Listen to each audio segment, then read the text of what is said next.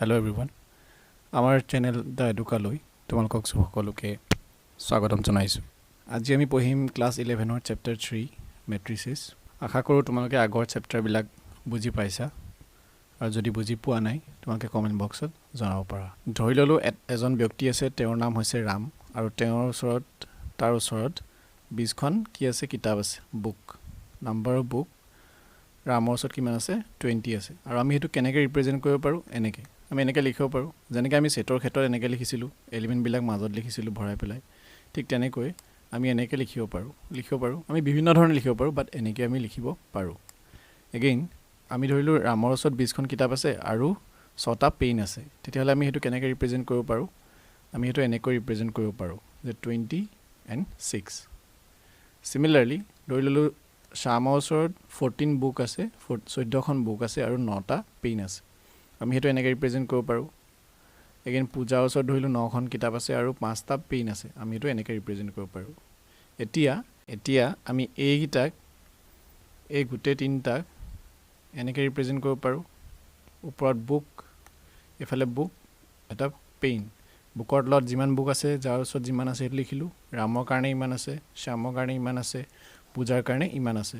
আমি হেতু এনেকৈ ৰিপ্ৰেজেন্ট কৰিব পাৰো। The square bracket of ভিতৰ আমি হুমুৱাই পেলাই আমি লিখিব পাৰো। এটো ৰামৰ কাৰণে হ'ব, এটো শ্যামৰ কাৰণে আৰু এটো পূজাৰ কাৰণে। তো আমি এটোকে এনেকৈ ৰিপ্ৰেজেন্ট কৰিছো। এতিয়া ইয়াৰ ফাৰ্স্ট টু কি হ'ব? এইটো হৈছে ফাৰ্স্ট ৰো, ওপৰৰ পৰা আহিব। ওপৰৰ যিটো লাইন, এনেকৈ যিটো লাইন হ'ব, সেই লাইনটো কি বুলি কয়? ফাৰ্স্ট ৰো বুলি কয়। আৰু সেকেন্ডটো এই দুটাক কি বুলি ক'ব? সেকেন্ড ৰো বুলি ক'ব। আৰু এই দুটাক ক'ব থাৰ্ড ৰো। Similarly, a first যিটো লাইন হ'ব ওপৰৰ পৰা তললে ভাৰ্টিকেলি, হেতু ক'ব ফাৰ্স্ট কলম লেফট সাইডৰ পৰা, আৰু সেকেন্ডটো ক'ব সেকেন্ড কলম। হল, যদি আমি এনেকৈ ৰিপ্ৰেজেন্ট কৰো হেতু। এতিয়া আমি ধৰি ললো ৰাম, আমি উল্টাকে চাওঁ। এতিয়া আমি এই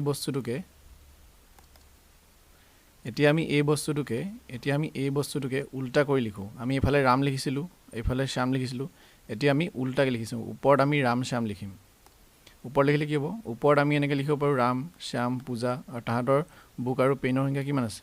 বুক 20 আছে, পেইন 6 আছে, 14 খন বুক কাৰ আছে? শ্যামৰ আছে, আৰু 9টা পেইন আছে তাৰ। সিমিলাৰলি পূজাৰ 9 খন বুক আছে আৰু 5টা পেইন আছে। তো আমি এনেকৈ লিখিব পাৰো। তো আমি হেতুকে হজাই পৰা এনেকৈ লিখিছো। ফাৰ্স্ট টাইম আমি ওপৰত বুক আৰু পেইন লিখিছিলো, আৰু এতিয়া আমি ৰাম শ্যাম আৰু পূজাটো ওপৰত লিখিছো। আমি হেতুকে এইটোকে এনেকৈ লিখিব পাৰো। হল, এতিয়া এইটো কি বুলি ক'ব? এইটো ক'ব ফাৰ্স্ট ৰো বুলি ক'ব। আৰু এইটো কি বুলি ক'ব? সেকেন্ড ৰো। আৰু এইটো ক'ব ফাৰ্স্ট কলম, এইটো ক'ব সেকেন্ড, এইটো ক'ব থাৰ্ড। এতিয়া আমি মেট্ৰিক্সৰ বস্তুটোৰ ডেফিনেশ্যনটো বুজো। এই এক্সাম্পল কেইটা বুজিলা?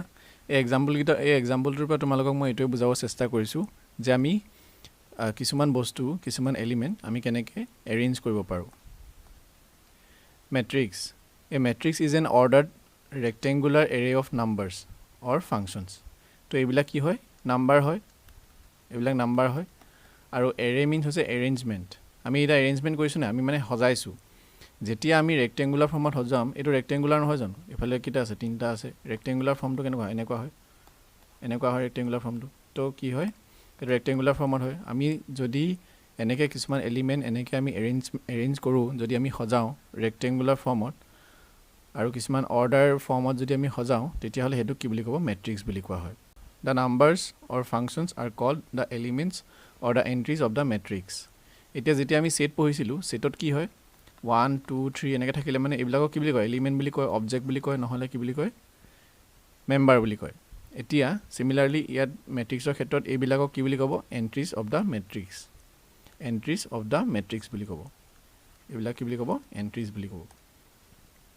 We denote matrices by capital letters. তো এইটো যেনিবা এটা মেট্ৰিক্স, আমি কি বুলি লিখিম? A বুলি লিখিম। যেনেকৈ সেট এটা কি বুলি লিখে? A B C কেপিটেল লেটাৰ্ছত লিখে ন? সিমিলাৰলি মেট্ৰিক্স এটাও কিহে ডিনোট কৰে? কেপিটেল লেটাৰে ডিনোট কৰে।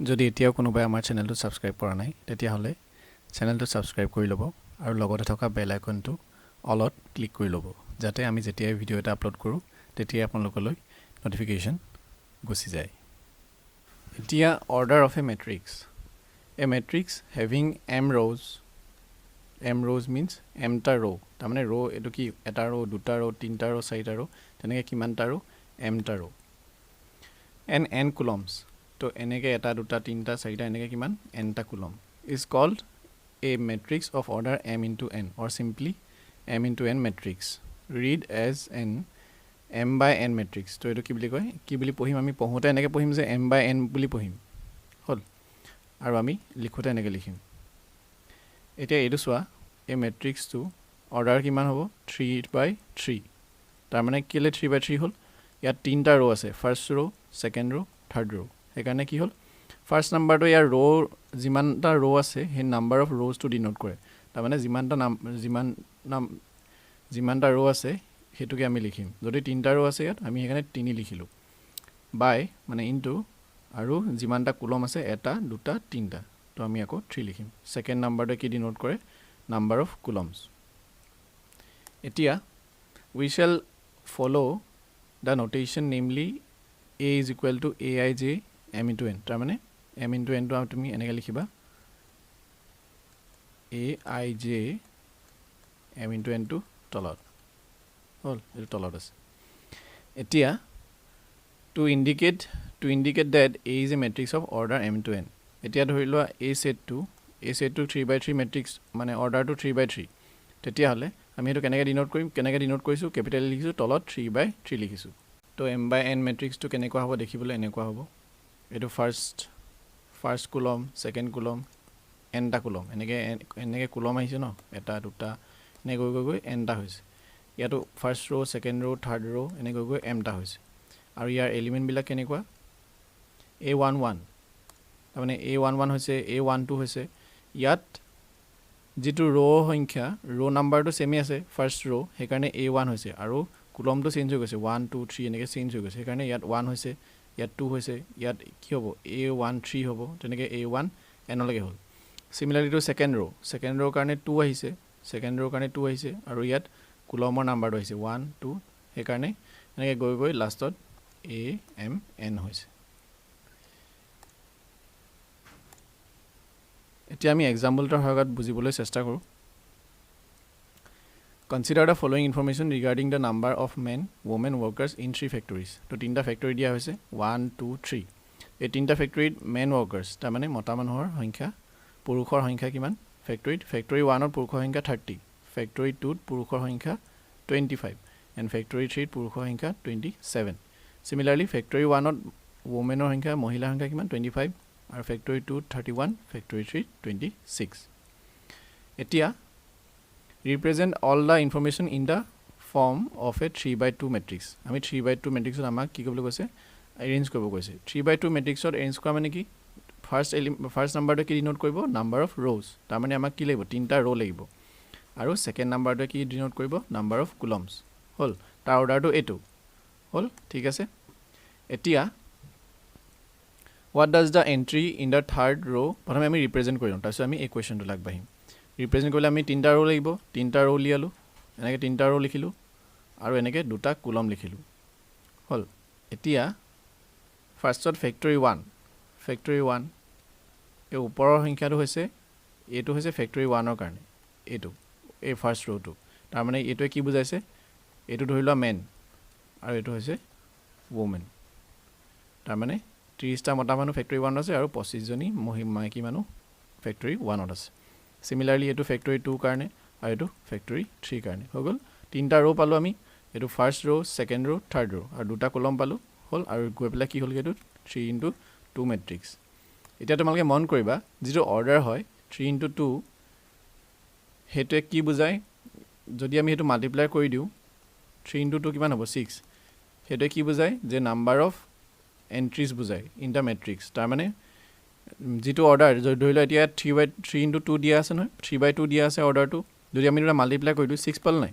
আৰু ইয়াত টোটাল নাম্বাৰ অফ এন্ট্ৰিজ কিমান আছে 6 আছে সো 1 2 3 4 5 6 হল সিমিলাৰলি আগৰ এক্সাম্পলটো যদি আমি চাও ধৰি লও তোমালোকক যদি 3/3 মেট্ৰিক্স এটা দিছে তেতিয়াহলে তাত এলিমেন্টস কিমান আছে বুলি গম পাবা তোমালোকে 9টা কাৰণ 3 * 3 = 9 এতিয়া আমি কোৱেশ্চনটোত আহোঁ the entry in the third ৰ' আমাক কি সুধিছে what does the entry in the third ৰ' তাৰমানে আমি থাৰ্ড ৰ'টোলৈ যাওঁ থাৰ্ড ৰ' কোনটো হয় এইটো হয় হ'ল এইটো ফাৰ্ষ্ট ছেকেণ্ড এইটো থাৰ্ড এণ্ড ছেকেণ্ড কুলম এইটো ফাৰ্ষ্ট কুলম এইটো ছেকেণ্ড কুলম হ'ল ছেকেণ্ড কুলম তাৰমানে আমাক কোনটো কৈছে এইফালৰ পৰা আমি গ'লোঁ ইয়াত এইফালৰ পৰা আমি গ'লোঁ ইয়াত য'ত ক্ৰছ কৰিব সেই এলিমেণ্টটোৰ কথা সুধিছে মানে 26ৰ কথা সুধিছে 26টো কি হয় আমাক সেইটো সুধিছে এতিয়া আমি গম পাইছোঁ যে 26টো কি হয় ওমেন ৱৰ্কাৰ কাৰ হয় ফেক্টৰী 3 সেইকাৰণে আমি লিখিছোঁ the entry in the third row' and second column represents the number of women workers in factory 3 ঠিক আছে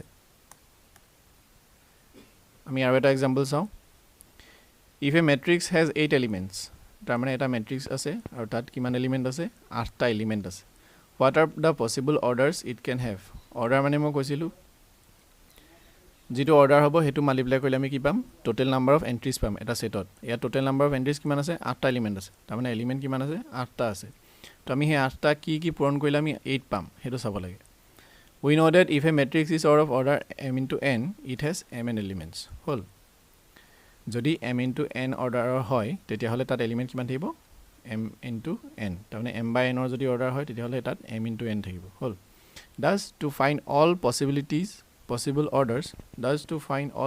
orders of a matrix with 8 elements we will find all ordered pairs of natural number whose product is 8 তাৰমানে আমি এনেকুৱা দুটা number বিচাৰিব লাগিব order pair ল'ব লাগিব যি দুটা আমি মাল্টিপ্লাই কৰিলে কি পাম 8 পাম তো 1 আৰু 8 1 ইনটু 8 কিমান হ'ব 8 8 ইনটু 1 পাম 4 ইনটু 2 কিমান হ'ব 8 2 ইনটু 4 কিমান হ'ব 8 তেতিয়াহ'লে পচিবল অৰ্ডাৰবিলাক কিমান হ'ব 1 বাই 8 8 বাই 1 4 বাই 2 এণ্ড 2 বাই 4 ঠিক আছে example 3 construct a 2 by 3 matrix whose elements are given by